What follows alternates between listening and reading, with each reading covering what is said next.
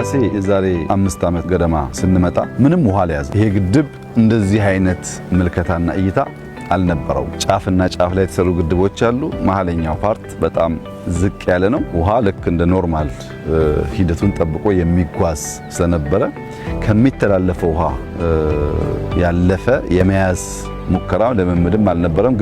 ግድቡ ያለበት ደረጃ ለዛ እድል የሚሰጥ አልነበረም። አዝ ኦፍ ቱዴይ 200+ ኪሎ ሜትር ውሃ ተኝቷል። ዛሬ ህዳሴ ግድብ የጣናን ሐይቅ ደብል አድርጓል። ዛሬ